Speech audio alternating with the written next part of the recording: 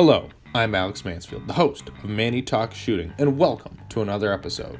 This is the shooting podcast where I talk to individuals all across the shooting industry. We'll talk competition, self-defense, concealed carry. If you like this content, check out our YouTube channel, Manny Talks Shooting. And without further ado, let's get to this episode. Welcome back, everybody. Welcome back to another episode of Manny Talks Shooting, the shooting podcast about practical shooting or just bullshitting on the internet. It's okay, though. This is Manny Talks Shooting Show. Without further ado, we got to talk about the title sponsor of the podcast, Go Fast, Don't Suck. They make all the banners that I use. Usually I'm wearing a hat, but since I got my hair cut, I don't need to feel so bad about my bad hair, so it's okay. They make the memes on the internet that you need, dry fire targets to go get off your ass and go dry fire at home. But go check them out, gofastdon'tsuck.net. I think I'm forgetting to tell you something. Oh, yeah, they've got those new mesh banners that I really like, so go check them out. If you're a match, go buy them. But without further ado, let's get to the real meat and potatoes of why we're here. We're sitting down with Mr. Emmitt Reed. Emmitt, how are you doing today, sir? I'm doing great. So far, so good. Right? It's a wonderful Thursday evening. We can't complain. Yeah. It could always be worse. You could be at Optics Nationals right now, but you're not. I was signed up for it and I backed out and I kind of, I didn't regret backing out until today, seeing like people go walk stage. It's like, no, I wish I was there. Yeah, exactly. That's always like the remorse after the fact, after you've made the decision, and you're like, oh, it's here now. Yeah. It's okay. I feel that way too about some things, but for the people who don't know you on the internet, who are you and how did you get into shooting? Who I am? Um, my name's Emmitt, just a regular guy. There's nothing to who I am. Mhm. I got into shooting. Well, I got into USPSA. It's got to be about 4 years ago now, but started shooting handguns when I turned 21, when I could buy one. So Gotcha. Now, did you always grow up with firearms in the house, or was this something you turned 21 and decided, oh, I want to own firearms? um, a couple of rifles could sneak in, but that was about it. I tried very hard to get my parents to let me have more than that, or I pay for it, but they even buy me a handgun or something. They were absolutely against it. Hmm. Which that's changed now, but at the time they were absolutely against it. So it was just when I turned 21, got a CHL and bought my first handgun, and yeah, started from there. Now, what was that first handgun? I was a M&P Shield. Okay. Now, did you like it at the time? Was it? Well, I'm guessing it was probably super popular back then too. Yeah, it But just came out and it was fire. right now, looking back, would you be like, why did I pick this as my first carry gun? Yeah, as soon as I started playing around with different options, I retired that one. So Fair got rid of enough. it. Okay, fair enough. Now, how long after you turned? Oh, what first division did you start in USPSA? Carry optics. All right, okay, so you weren't like a silly person who's like, I'm gonna try production first.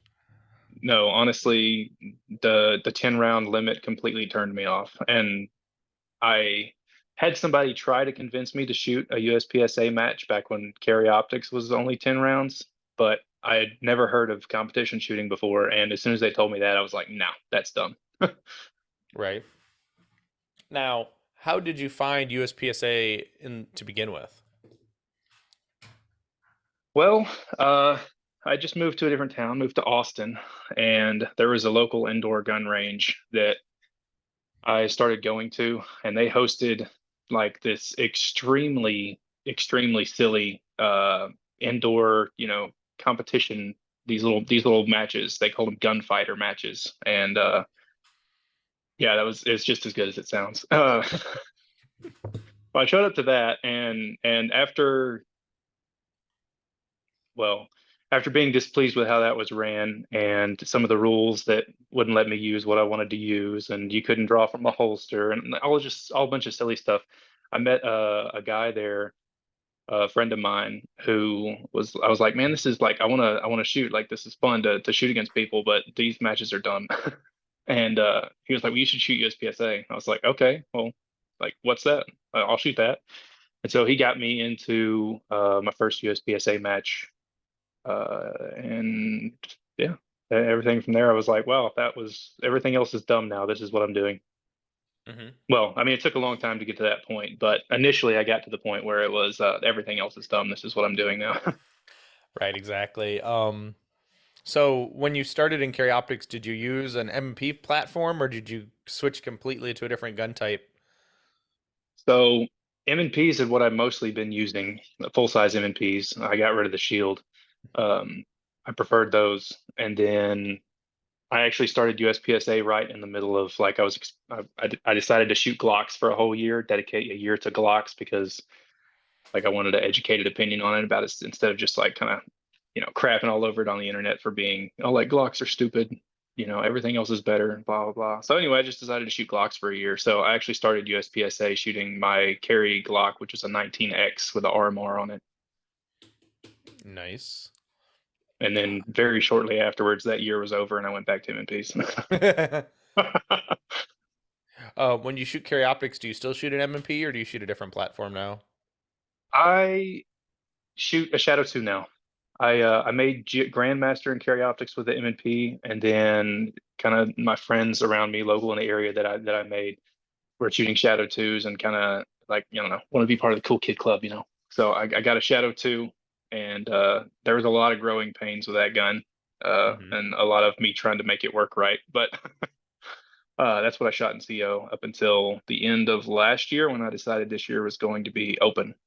Hmm. Oh, awesome. Open is the one true division, and only shoot open is the proper hashtag for all USPSA shooters. I didn't think so until I started shooting it, and I was like, I'm in, I'm sold, I love it. Hmm. Now, what you're using I'm assuming probably what, a checkmate? Yes, it's easy. I know the poor man's open gun. So Hey, but you can afford a couple, so you can put them all together and get a Lego gun. that is true. That is true. But hey, they work. They work great. So I just keep Yeah, not cleaning them, and they just keep running. So well, that's the good part, right? Did you have to ream yeah, the barrel on it to get it to take longer bullets? I didn't initially. Just had ammo loaded to 113 overall, and that Hmm. worked. And then I don't know. I figured out it was cheap insurance. Basically, I was convinced by a friend of mine, and then got the barrels reamed. And now, but it made no difference before and after that. I didn't have to, but But a bit safe than sorry for that cheap insurance of it's a yeah, ticket. yeah, exactly. Now, if you had to do that over again, would you still be running checkmates or would you be running like a 2011? Well, I mean, like everybody else who gets into like looks at open guns, like 2011s are cool. They're flashy, and stuff like Infinities are awesome, but they also come with the price tag of awesome 2011s. So I was decided to ball on a budget, not waste, well, not spend all the money that I own on this at the time. Of course, now like if it's that distinct of an advantage, if I ever get my hands on one and play with one and decide it's that distinct of an advantage, I would certainly pick one up. Hmm. Fair enough. Now, are your shadow? I'm sorry. Are your checkmates parrots at all, or are they just the regular checkmates?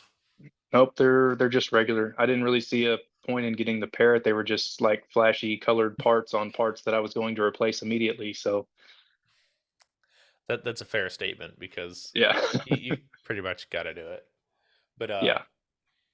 yeah, no, it's cool. And open is the one true division. Even though everyone's shooting carry optics, open's where the real fun is at. Not gonna lie. I don't know. It is, but seeing all this heat going into CO Nats and everybody jumping on the bandwagon, I'm like, yeah, I could pick up a CO gun again. Hmm. Yeah, nothing wrong there. Now, are you loading for yourself now, or do you just buy ammo for your guns? So as far as I knew, there was no like off the shelf major ammo that I could buy. And Hmm. that was what kind of kept me out of open. I had a couple of friends locally that were trying to like bully me into shooting open. And I was like, dude, I don't reload. I buy factory ammo and dry fire a lot. That's what I do. So like just shoot for matches basically is what my plan was in CO. Hmm. And they convinced me like, dude, I've got a loader. Like you take care of all the costs, no problems. You can use that thing. And so I was like, okay, sounds good, but it's gonna be a big commitment on you, but here we go. So I got into open that way. And that's technically I do not load for myself and I do not buy new ammo. So Well, there you go. That's the way to do it. Is have friends who enable you to reload ammo. That's the best part. Yeah, But yeah, yeah, they're the real MVPs. right now, did you have to did it take you a while to like develop a load for the guns, or was it pretty much plug and play for you? Uh, Plug and play. Friend of mine said like this is the load, and so we loaded that load, and that was it. And then he made one change and was like, "We're gonna try different powder." Tried that, and I was like, "Yeah, that works better." So we load that, and then and it's since changed back over to the old load because now another friend of mine, I'm using his machine for it instead of the original. So I'm just gonna load whatever he's loading. Basically, I'm not gonna change any functions, any settings. He set it up to run a certain major load, so that's what I'm using. So I'm along for the ride. Fair enough. I mean, it's probably easy that way, and if it works, it works, right? Yeah, that's fine, absolutely fine. hmm So you sweat. How long did it take you? Uh, so you made GM and carry optics. How long do you think that of really trying hard to make GM did it take you? Um, Well, my intro to USPSA, the timeline's a bit fractured. hmm Um, when I first got into it, I shot one match, I think, in the like very end of 2018, hmm and then it was into 2019 before I shot another one. And when I started it, I was very casual. It was tactical Timmy. I was like, look at me, I'm shooting matches. This is cool, but I wasn't doing any kind of effort, putting any effort into it. hmm And so that continued that way for a little while. I really didn't pick it up and start trying in earnest until COVID started to die down. I took a big break from it from COVID just because there were like matches got canceled for a while and I lost motivation for a while. Um, Ammo got expensive, and so towards the end of COVID, I really decided like, all right, I'm gonna start shooting again. And it took a few matches before I was like, I'm actually like pretty good at this without trying, so it's time to start trying. hmm And I started that. So I think trying in earnest, I really can't remember the timeline. I'm trying to remember when I made Emmitt GM, but it wasn't very much later. I would say 2020.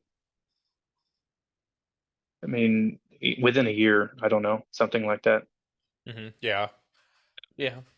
Which is good. I mean, a lot of people make it in a lot longer time, and some are the crazy addicts who make it in a lot faster time, right?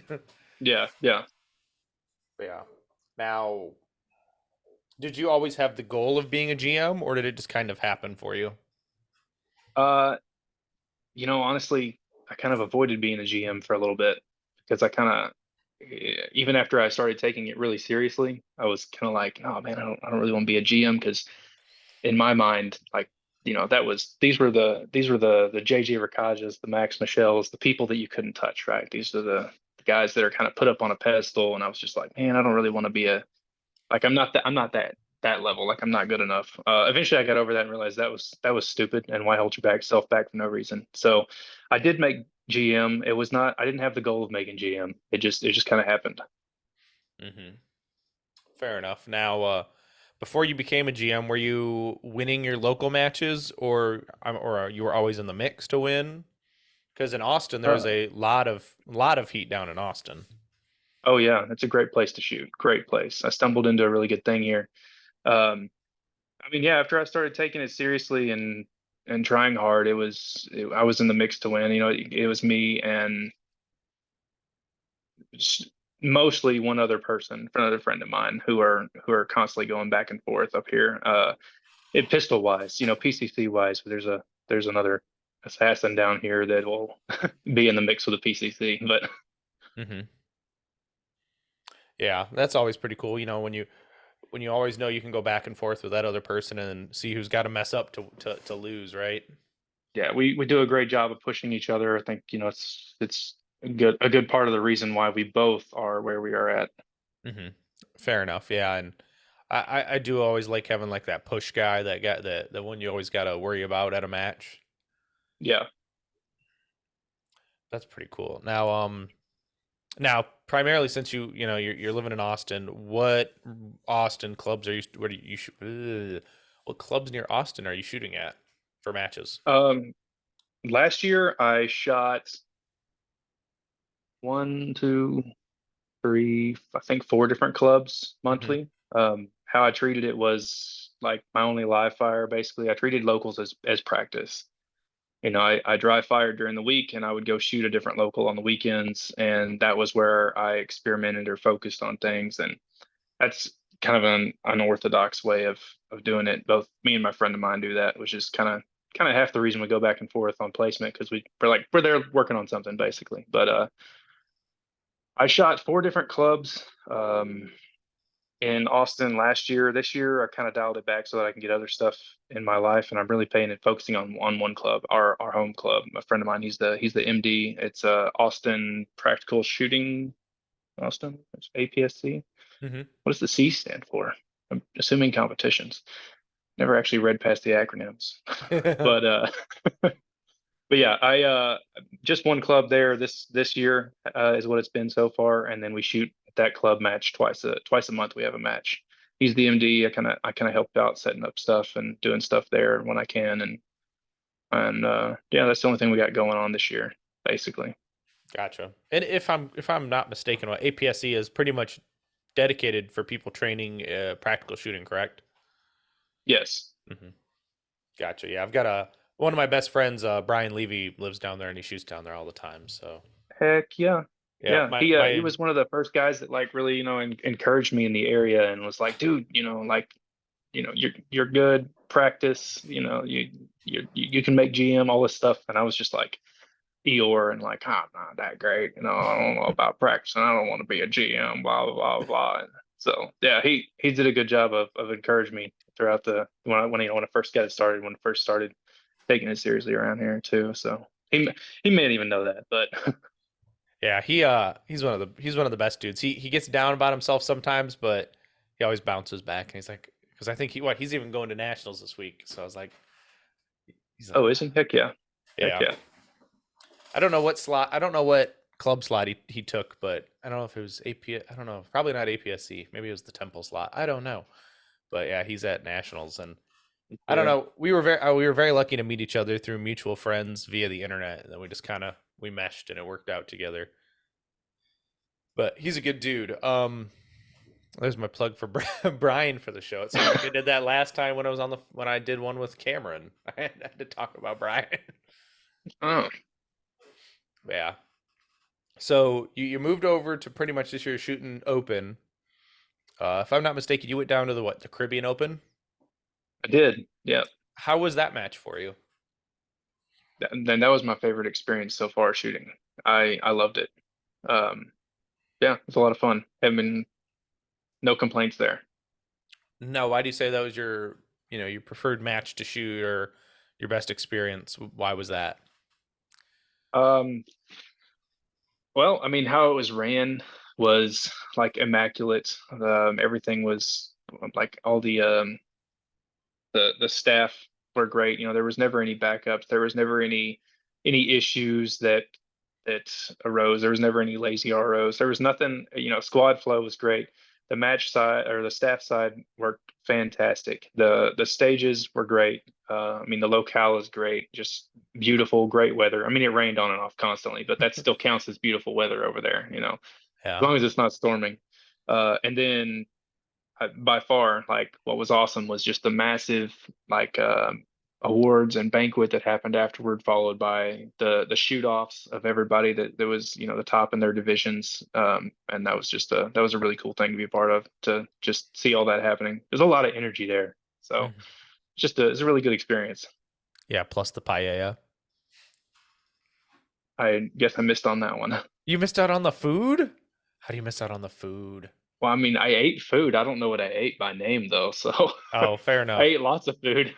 Yeah, if I remember right, from pictures I saw from my buddy Galnet, is the big old paella pan that they made the paella. Oh, The well then, yeah, take I ate that. You Yeah. devoured it, didn't you? Well, funny story with that. I actually like didn't get it when everybody was eating because like, and then everybody started drinking and they're like, well, you can't have alcohol because you're going to be in the shoot offs, et cetera. And so my friends kind of kept me back from that in a good way, in a good way. They Mhm. were watching out for me. And so I didn't really eat. I was just kind of like, all right, well, I'm going to shoot. off first kind of deal. And so that was done, and we were watching the awards ceremony, and I still didn't really eat anything, maybe like 2 or 3 bites. And this friend of mine came up with a to-go plate. She was just like, I had to fight them for this. Like they would not give me food. And I was like, I got this for you. They wouldn't let me have it. And I was like, were you in the shoot offs? Because no, I didn't think so. Give me food. Like you didn't eat yet. Right. So yeah. So what did you think of the shoot off?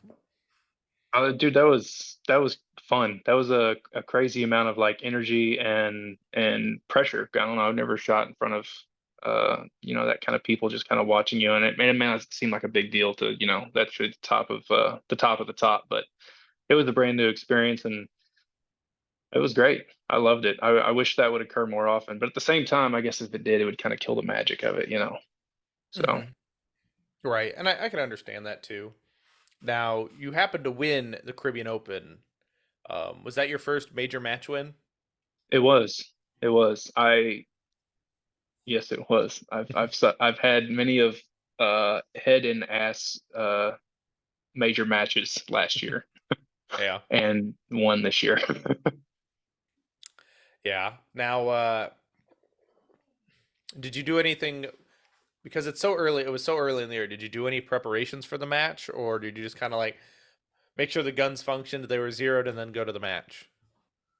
I mean, I was doing my normal routine. I was dry firing. I didn't ramp anything up. I mean, I was dry firing. I was shooting locals, and then yeah, I made sure it was clean, and flew over there, and it was clean all right. But also, yeah, it worked.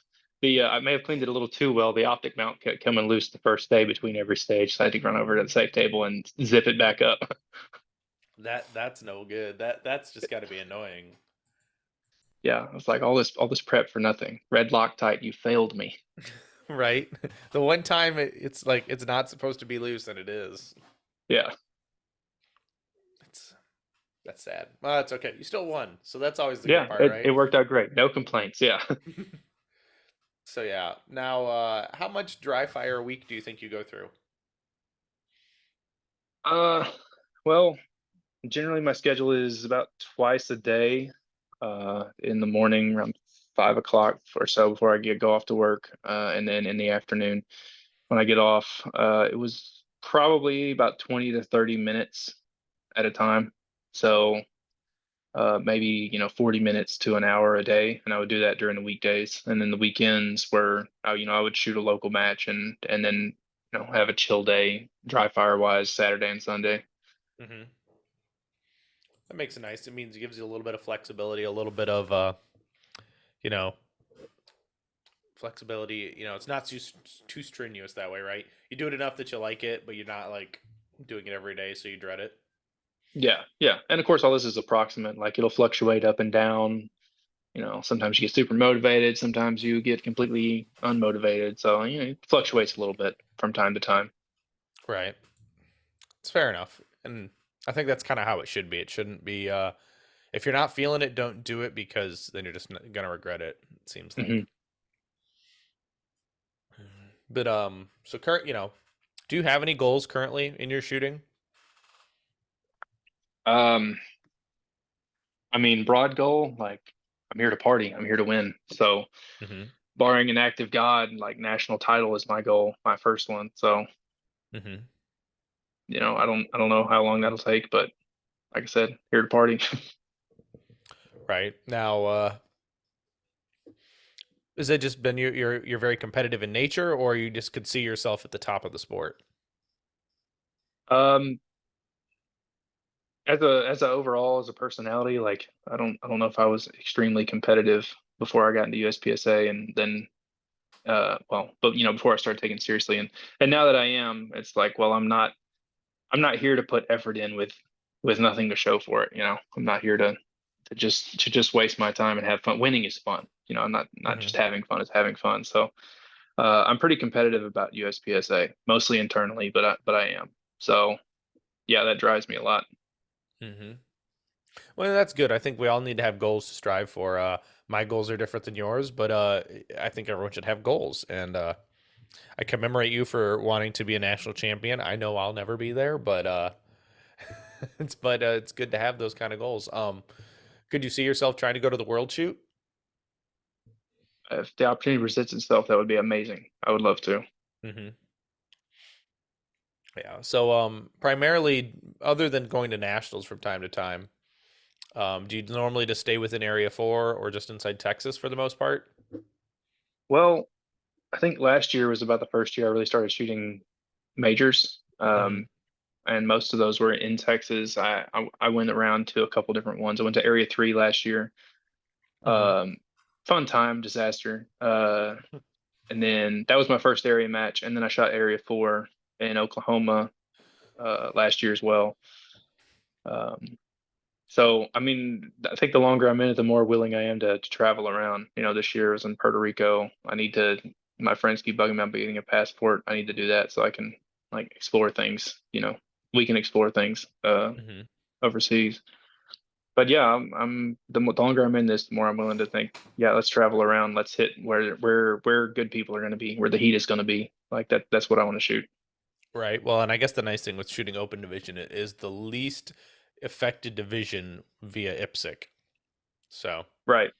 it's not like you're going to like you're shooting carry optics for the most all the time, and your gun's not legal or your mags aren't legal, and you got to push them back farther. And Right. open is open, so that's the best part. Though I will say they did do IPSC rules for gun rules in the Caribbean Open, Hmm. and the 15 round production optics division, like that doesn't bother me. That's actually interesting. I would be fine with that. 10 rounds, nah, but 15, I mean, especially those stages, like it made it a little more interesting. Like I'd be fine with that. To standardize with IPSC rules, I mean. Hmm. Oh yeah, I mean, you think about it. The nice thing is, you can, you have enough rounds for makeup shots, so you're not super limited on stages, but you're not also running one whole mag for the whole stage. You have to think about a reload, Yeah, and especially don't with get me wrong, it. still like open, but yeah, I'd be okay open to it. Right? Yeah, absolutely. The I have to reload maybe sometimes, Yeah, or wait, or I have to reload on a standard stage. That's about through those stages. right. Exactly, and some people are like, oh, we're gonna shoot this 24 round stage with steel. I'm not reloading. Nope, not nope. We're just gonna keep shooting. Mm-mm. Nope. As long as I Did it got one left, we're good. Send it. exactly. Now, did you find it difficult with being running a checkmate to finding certain parts and not being hindered? Um, for certain parts, yeah. As soon as we started figuring out that basically if you want good stuff, you just order it overseas, order it from Europe. So we get a lot of stuff from like IPSC store, Sabo weapons. So um, there's a group of us. So I think three of us, four now that picked up checkmates the same time here in Austin. And so we all just kind of like experimented with different parts and figured out what worked and what didn't rather quickly because of that. So now it's just we've got this standard cookie cutter of like this is what I like, this is what I go straight to. But yeah, basically just order it from Europe. Every once in a while, something else is in stock in the U.S., but don't count on it, and it's fine. Yeah, Yeah. Well, that makes sense. And probably I'm gonna buy 10 hammers. Who wants a hammer? yeah. Well, I just got around to the hammer thing. I was the last one on board with that. I just put a hammer in my match gun like a month ago, something like that. So I Hmm. finally got around to upgrading the trigger. I've just been running, stock stuff as far as that went, but yeah, it's fine. Yeah. It's fine. It won't blow up yet. I don't know. I mean, it's not a SIG, Yeah. so you're good there, right? So far, these things, I say these things I'm looking at, has been like way more reliable than my Shadow 2 was during my CO experience, or Hmm. at least my first Shadow 2 was. I got a second one that worked fine. But yeah, so I'm in love with that part. Yeah, and there's nothing wrong with that. That's honestly the good thing too, is that a gun that just runs. I'm very lucky. Knock on this table. My open gun just runs. I don't have to dick with it. It just you put the bullets in it and it shoots. Yeah. That's all. I'm here for that. I'm not a tinkerer. I don't want to be a gunsmith. Just let me shoot, please. Right, exactly. And as soon as you find a gun or a platform that does it, just stick with it. Just seems how it works. But you shot Area 4 recently. Yes. How was that experience? It was good. It's a good match. Yeah, worked out better than I thought it was going to in the middle of the match, so that's great. Local-ish, so a couple hours away, not too far. So Yeah, yeah. got an The got only an thing about 4.5 hours away from Austin. Pretty good. right. It's not like you're in the whole car for a whole day going to somewhere like if you're going to nationals or something. Yeah. So that's good. Was there any stage in particular that you liked or disliked? I mean, I thought there may have been a couple of a little bit, cheesier or dumber stages that are not my thing, but and then there was a couple that I liked. I liked I mean, I don't know the names of any of them off the top of my head, or I'll describe them, but it was a decent mix. There was nothing terribly technical about any of the stages, but they were good for the most part. There was a couple of like dumb or not, well, not dumb, just poor choices made and using, no shoots to cover up things that it would cause reshoots or something like that. But besides that, Hmm. Yeah, and it seemed like they tried to. There was a couple bays that had multiple stages in it. yeah, there were two bays that had too many stages in each, which Hmm. then there was an entire, like, perhaps even the longest distance wise bay that was on that side had was just dedicated to chronograph. It's like this whole wide open longest bay that just had a chrono on it, and then there was another whole open bay just for side in and practice. And I was like, why didn't we kind of squish those two together and get another big stage out of here? But it's neither here nor there, I suppose. Right. Yeah, but you would think.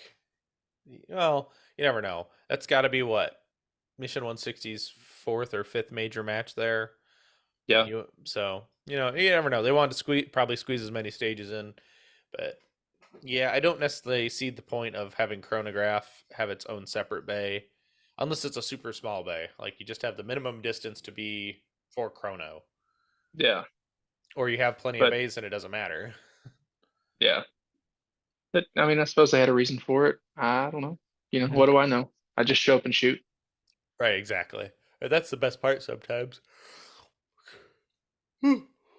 Oh, I got the yawns. Oh no, it's been that long day, but it's okay. Um, so, I guess this is a good question. I guess I'll throw it this way. How has matches affected your dry fire? Like, do you? Well, let me. I guess I'll rephrase this or add on to it.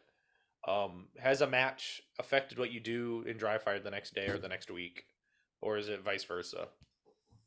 I would say yes, heavily, and more towards the beginning of last year when I was like really trying uh, well, take this seriously and work on deficiencies. Everything I would do at matches, and then sometimes even in dry fire or even live fire practice when I get a chance to, it was all recorded, so I could scope it out and see where I messed up or what's wrong, what I can improve on. And yeah, last year especially was heavily weighed towards if I saw something that was dumb in a match, it kind of I separate it in two categories, which is like gun handling and then movement. Um, so gun handling wise, that's real easy to iron out. It's like, well, you can't reload to save your life. Well, that's no problem. Just work on that kind of deal. That makes it simple. Hmm. And then movement wise, I mean, more or less the same thing. Find something to do and dry fire that would kind of override your body's natural tendency to do something dumb going into or out of a spot, and then hammer that. So yeah, it impacted it quite a bit. Hmm. Well, and I guess that's a good way of looking at it, since you kind of use your local matches as practice. You're able to Yeah, take those inefficiencies in a match and then correct them for the next week. Um, I feel that a lot of people just do the same things over and over again in their dry fire, and they don't really necessarily get better at anything because they're yeah, not look. that's They take their match video for entertainment instead of actually looking at to analyze what they're doing. yeah. Yeah, everything goes through slow mo, and if it well, stupid parts get put through slow mo, and I figure out like what's going on. But Hmm. yeah, that you're exactly right. I see a lot of people that just kind of spin their wheels because they try fire technically, Hmm. but they haven't really put practical application behind it. Right. Yeah. It's their loss, I guess. But I mean, eventually they'll figure it out and learn. Yeah, I mean, or they won't, whatever. Hmm. So so from switching to open, what is something that's like been a big aha moment from maybe going from carry optics into open division? Something you could that you could get away with in carry optics, but you can't necessarily get away with in open, or vice versa. Okay. Yeah, that's actually interesting because I'm struggling a lot harder with the with mastering grip pressures and consistency of control with the open gun than I am a CO gun. Uh, Hmm. so my aha moment was that I thought open was supposed to be like CO but easier. You grip it and rip it the same way, and the gun doesn't move and everything works out great. Um, but like if I grip and rip it the same way I do a CO gun, just it's like catastrophic for consistency and performance. I mean, the gun just behaves so erratically, it's crazy. So I've had to figure out how to dial back grip pressures in certain areas that I were doing with the CO gun.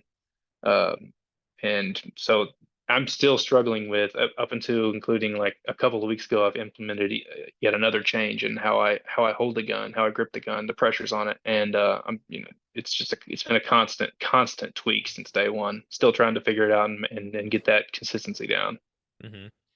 Now, on your checkmate, do you have a thumb rest or do you go no thumb rest? I do have a thumb rest. I've got the TiVo thumb lock slide stop pin for like the Shadow 2s. I threw that Hmm. in there. It eats those things pretty fast. So I switched to the Pro version. It was all the one piece instead of the separate like thumb gas pedal that you screwed onto the slide stop pin, Hmm. and they've lasted much longer, much longer. So that's what I'm using right now. Gotcha. So, well, that's good.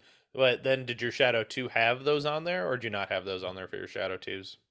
My Shadow 2 didn't have TiVos. I played around with a couple of different. I'm trying to remember. I think there was one from like Shooter SSI, Shooting Sports Innovations. Mm-hmm. Nitro Fin, that's what it's called. There was a Nitro Fin on there for a little bit. There was one from Eamon Tech that was like very small and minuscule that was on there for a little bit. Uh, wasn't happy with them. I kept playing around with them, and I was like, this is dumb. Mostly because like of my input to it, because I would just put pressure on it the wrong way. I don't know. It caused grip consistency issues. I got a TiVo for the Shadow 2, and I never live fired it. I stuck it in there, and I picked up the gun like twice, and I was like, it feels terrible. Mm-hmm. I took that off right away. And then it wasn't until I switched to open, I threw it back in there and shot it live fire. And I was like, hang on, might be onto something here. And then I tried that and a couple of other options with the checkmate, and I went with that. So that's what I use now. Mm-hmm. Well, that's actually well. At least you were analytical about it at some point, and then you were like, "Yeah, this works for me," um, and it helps you, and you've got that gas pedal. The nice thing about a gas pedal is it also just props the gun up really well on tables and barrels and things, so Yeah, you don't have to pick it up. It's just already hanging out there in mid space. yeah, yeah. Now, I guess, well, so that's been interesting. So you've had to more change how you grip the checkmate than you do a Shadow 2. Um, hmm Now, when you go back to a Shadow 2, have you changed your grip on that, or did you go back to your original grip on the Shadow 2? Go back to the original grip. If I try to use my open gun grip on the Shadow 2, it does not behave how I want it to. Hmm. So when I've picked that back up again, or really any other pistol, back up again, um, I just pick it up and tell myself like revert back, grip it and rip it basically, and then I can go straight back to, well, not completely straight back to, but pretty close to straight back to how I was controlling the gun before. It's been a lot harder every time I do that to then go back to a checkmate and not do that to the checkmate. So Right. Which is fair, yeah, and I can see where that definitely can become an issue, especially if you're trying to shoot one match in CO and then go back to open and. which is exactly why I backed out of CO Nats this year, because I originally really, really wanted to shoot it. Hmm. Uh, And I was like, I'll take probably a month before CO. This is in my mind, last year. I'll take a month before open nats and get back on the CO gun. And after I have had so much growing pains with the open gun, uh, and realized like basically I've got so much more ground here to cover. I don't really feel like playing with a different gun right now. So Hmm. I was like, it's not a wise use of my resources if I'm not fully invested in that um, division to go to CO Nats. So I backed out of it. Hmm. Fair enough. So speaking of CO Nats, what other majors do you still have left on your calendar? I just added Area 3 a couple of days ago. I am signed up for Open Nats. I'm on a wait list. So that's a bummer. Hmm. Hopefully I get into that. We'll see. I don't know how crazy the wait list is.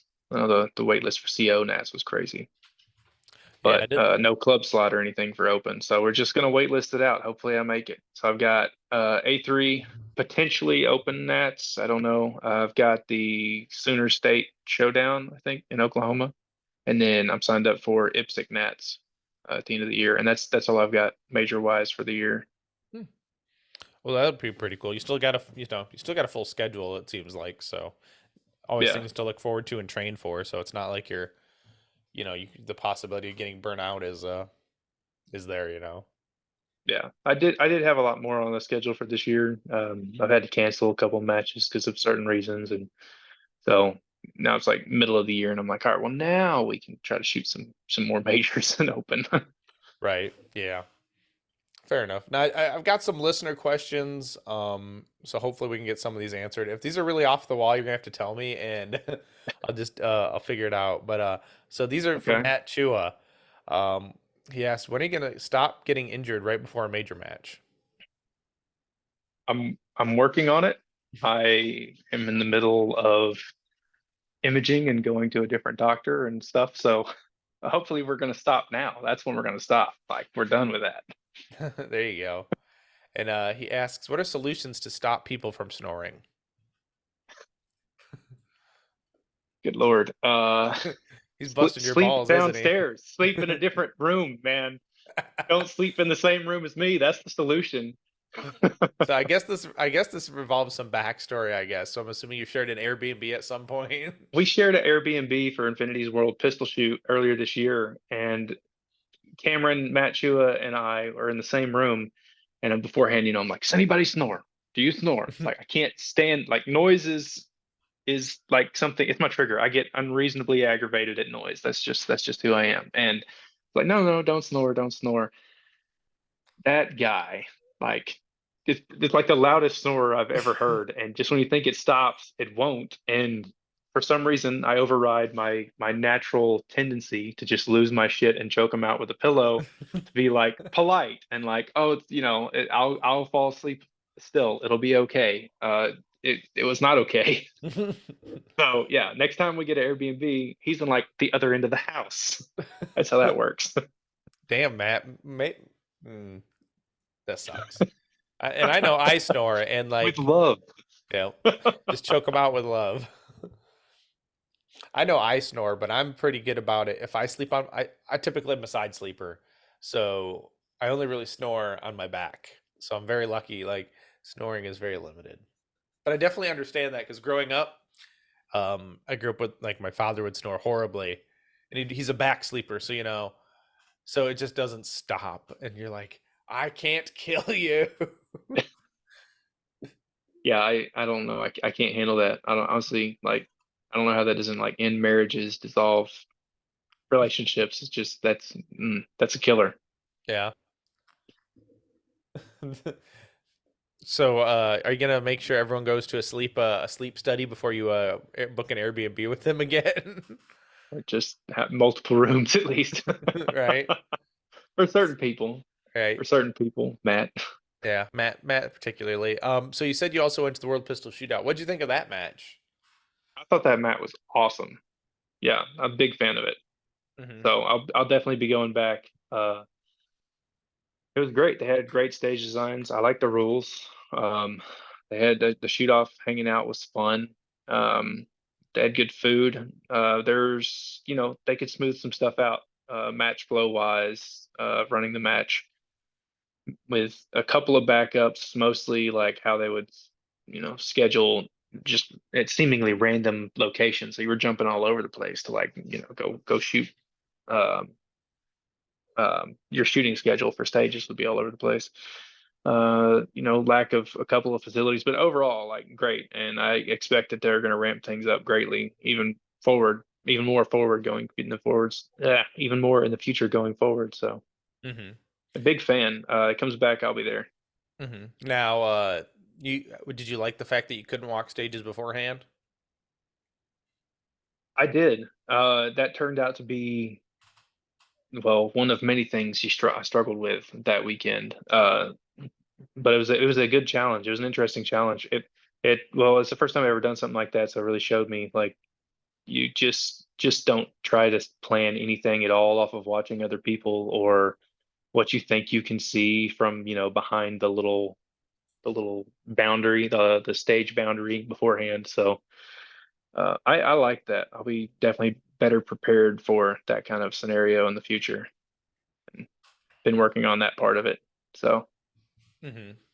Now, did you feel that made your stage planning skills have to be more precise when you actually get on a stage from now on, or? I would say my planning skills have always been precise, but it's taken me entirely too long to get to the level of precision that I like with them. Mm-hmm. So what that showed me was I'm gonna have to get from, a rough base idea to implementing efficiencies on that stage. Just, I mean, within a couple, like three walkthroughs. Whereas before, it's like you figure out the base layout, you figure out flow for the layout, you figure out what you're gonna have to hit, your basic stage plan, and then finding all the micro efficiencies of how you're going to blend something or move on something or where your footwork needs to be to set you up for two different positions, etc. So that part of the process was entirely left out at World Pistol Shoot because it was 4 minutes of like, I'm going to run the stage this way, and then like just try to remember that plan, Mm-hmm. uh, and just shoot that. So you sacrifice. You're not used to it. You sacrifice a lot of efficiency in that format. Was what I experienced anyway. So I'm working to ramp up that level of like get get visualization down faster, get a stage plan down faster, get to the point where you can determine all these micro efficiencies and where you're going to mess things up at a sooner point so that you can and actually be competitive on that stage. Mm-hmm. Yeah. Now, did you at that match forget any targets? No, didn't forget any targets. Mm-hmm. Nope, had no FTSAs. I could feel that with that kind of format, that would be the biggest penalty someone would get would be an FTSA because they totally forget a target because of only having 4 minutes with 10, 11 other people. Yeah, yeah. I'm sure. I mean, how often does that happen when you get all the walkthroughs you want at a local or, at a major even? It happens all the time. So just gotta Mm-hmm. pay a little more attention. Don't get distracted. Stay in your zone. Right. Yeah. Now, what did you think of the secret stage? The where you had to shoot through the culverts on the ground. I thought it was fun. It may be a little gimmicky on paper, but I was like, sure, why not? I'm up for it. And I was actually trying really hard because of all I wanted to do. Uh, before I decided, I was like, no, you actually don't need to. You need to make sure you don't get DQ'd and take this seriously. But all I really wanted to do was the lethal weapon barrel roll with a gun from tunnel to tunnel. Like I practiced that behind the boundary line a few times. Like I could line this up, two full spins, and I'll be in the tunnel. And I got talked out of that by a friend of mine. He was just like, just don't be stupid. Would you just shoot the stage? Right Like, okay, now, fine, you're did right. did you see anyone try to do it? Didn't see any attempt of that. No, no. But I feel like it's a big missed opportunity. So I was like, man, I wish I would have done it. Yeah, just for the lols, right? Yeah, exactly. There's no practical reason to do it. It would just be funny. I just Absolutely.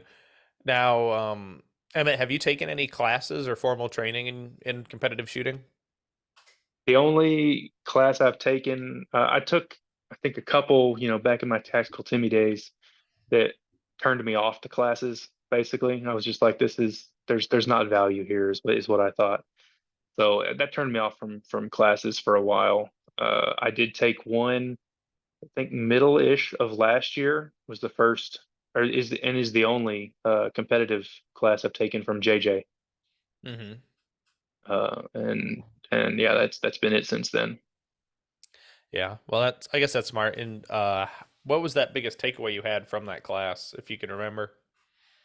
The biggest takeaway would be how to practice, and I don't necessarily mean like what to practice, just as far as like a kind of mentalities you should be in during certain phases of training, and also just like how to kind of manage things mentally a little more. And what I mean by that is like I don't necessarily mean, like mental management, match management, kind of the way like Steve Anderson likes to talk about things, but just like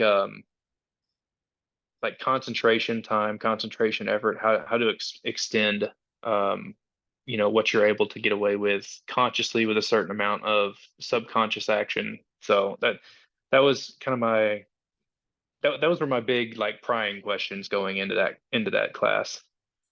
Mm-hmm. Yeah, and I think honestly, when you're able to go into those kind of classes and learn, how to practice, efficiently, it definitely takes your game to the next level because you're able to really analyze what you're doing, really be focused on what you're doing instead of just ballistically masturbating downrange like most people do when they go to the range. And I mean, I'm sure that's true. And like, fair enough, if I had taken that kind of class earlier, I think that's where I would have learned that type of stuff. But, not to like sound braggadocious or anything, but I think I pretty well have practice figured out at that time, and, was doing something that was working. And a lot of kind of those kind of thoughts during that class were just reinforcement for what I was already doing. It was Hmm. like this is confirmation that I am kind of attacking this in the manner that I should be, and that as long as it's working, why are we, you know, I was on the right track basically. Hmm. But that being said, you take something like that before that time period, before these things, then yeah, that could probably shortcut greatly many people. Right. Yeah, absolutely. And I know a lot of people who should be taking classes or a lot of people who should not be taking so many classes because they go from class to class to class without actually being able to practice what they go and learn in the class. Right. Yeah, exactly. I feel that you find that much more on the tactical Timmy side of things. Is that they just go to classes to go get like a check mark on a resume. Exactly. It turns into this like I trained with so and so, took a class from so and so, and that's part of what turned me, well, a lot of what turned me off of that. So Hmm. definitely experienced that a couple times before I was like, I'm kind of done throwing my money away at this stuff. So Right. Yeah. I do remember back in my early days, I took a couple classes. What did I took? I took two Steve Fisher classes. I don't know if you know who he is, but he's that a was yeah, I do know. That was the first class I ever took, and I was like, we'll talk more about that offline then yeah. but uh but I definitely know a lot of people who just take classes to check mark names. So Yeah. yeah, so and being a good student also is hard for some people to do because they're just like so star shocked, it seems like, of who the instructor is or whatnot, that they don't actually Right. learn. Yeah, hanging on to stories, hanging on to, witty whatevers that they've got to say, and instead of like paying attention to anything that's actually going on. But then of course, it's kind of a self-fulfilling prophecy there though, because if that's what people pay attention to, then it breeds a lot of that behavior and in certain instructors and in certain, training circles. So Hmm. and it discourages actual productive instruction. So it's supply and demand kind of sorts that out. So Right, exactly. So, Emmett, who've been some of your biggest mentors in this sport? mentors. I don't I don't really know how to answer that. I guess mentor is something that I've never really thought of. As far as like how I've learned or progressed, it was kind of just taking anything from anybody that had something of value to get it from, uh, in a good way. That was a lot of I would watch YouTube videos or listen to podcasts, um, watch match videos of people, and then do a whole lot of analyzing of myself. So I don't not that off the top of my head anyway, not without great thought. I couldn't say that I have like a singular or even multiple like top mentors. I never really thought about it that way before, so I don't really have an answer for you there. No, fair enough. It's usually just it's okay. It doesn't hurt my feelings, but it's okay. It's okay. But we're gonna move on. I don't know. Do you have any sponsors at all? I have my wallet, and that is it. So Yes, thank all you, the Visa. hours I work. So Visa, Mastercard, and American Express. Thank you for your services. You're doing me great. Yeah, that's too funny. And honestly, somebody needs a T-shirt that says that or something. I don't know. I've thought about it jokingly many times, but here we are. Right? But Emmett, I guess where if I'm gonna have a brain fart, but it's okay. If people wanted to get a hold of you and talk to you about shooting or watch your videos, what's the best place to for them to get a hold of you? I suppose Instagram. I'm on there pretty sporadically. Uh, I'm trying to be coaxed on there more by a friend of mine. So we'll see. But I am on there usually like pretty sporadically. But when I get back on, I'll see whatever anybody has to say. So I can probably point them to a better direction than me. Right.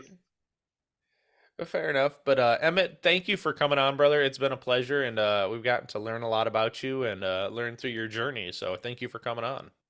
No, thanks for having me. Yep. And to the listeners, until next time, get out and do the things, and I will see you on the next one.